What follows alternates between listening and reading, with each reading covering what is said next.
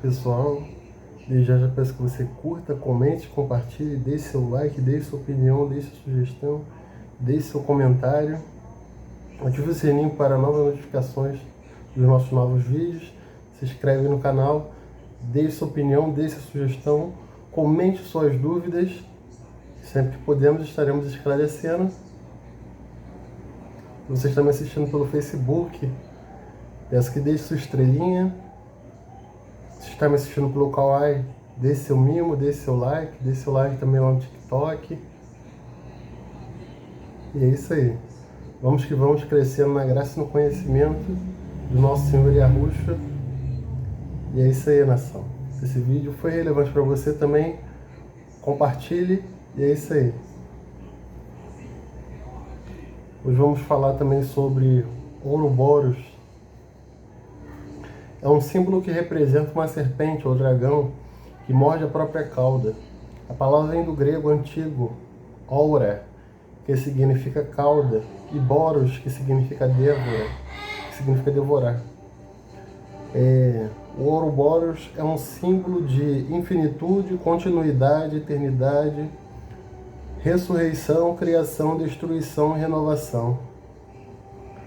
O Ouroboros aparece em várias culturas, como o Antigo Egito, a Grécia e a mitologia nórdica. Na mitologia nórdica, o Ouroboros é representado pelo Jormungandr, uma serpente gigante que vive no mar e que pode circundar a terra. A lenda diz que quando Jormungandr soltar a cauda, ocorrerá o Ragnarok, o fim de todas as coisas. O Ouroboros também é o nome de um personagem da série Loki da Marvel. Ouroboros também pode se referir a uma escultura do artista australiano Lindy Lee, localizada no pátio da National Gallery of Australia. Uma bicicleta da Kona Bikes Brasil, que combina as disciplinas de mountain biking, cross, country e grave biking.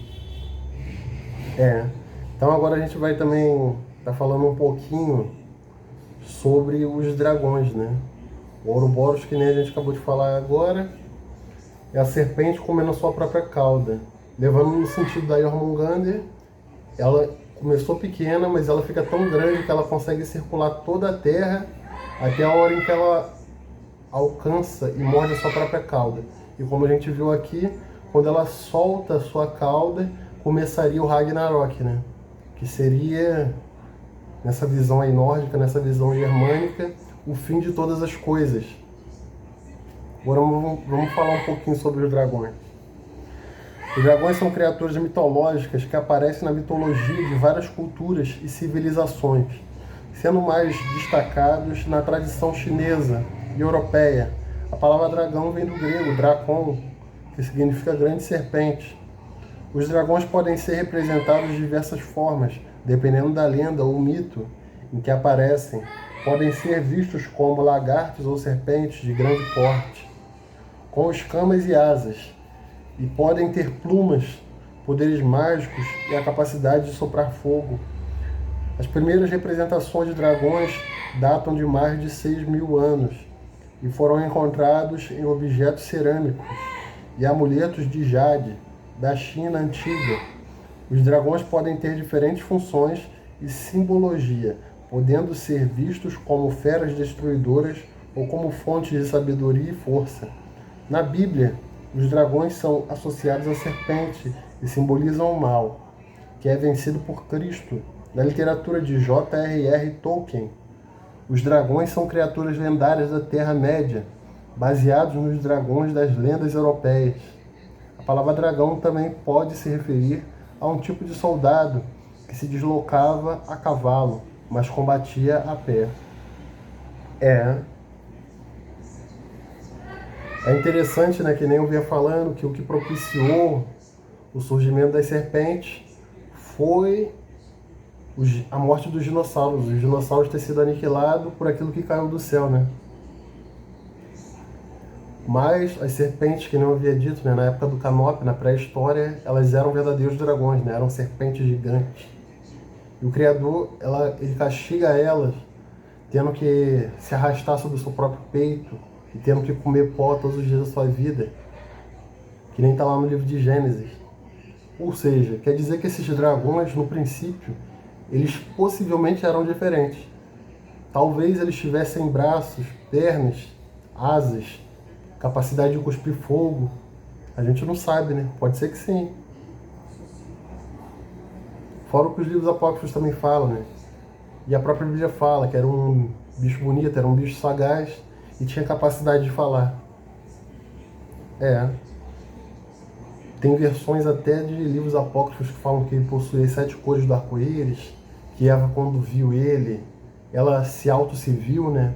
Como se ela estivesse olhando no espelho.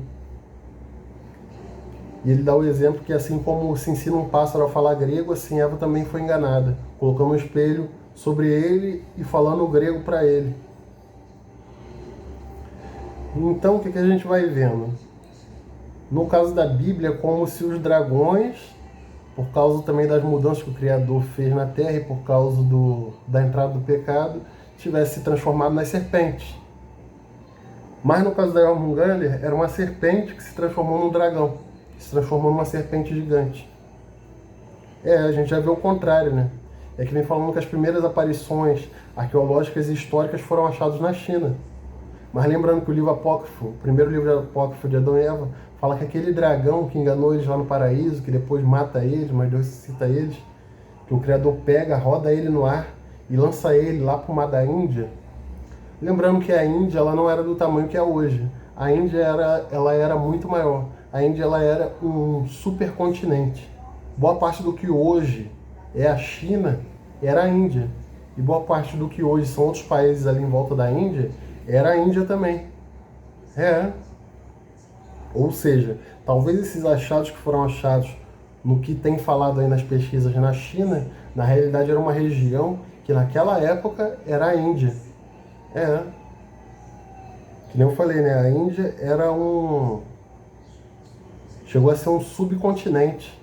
Ela chegou quase ao nível de um continente, de tão grande que ela era. E a gente vai vendo aqui, né, que essa cultura do dragão vai perpassando pela Índia, pela China, mas também vai chegando aos europeus, né?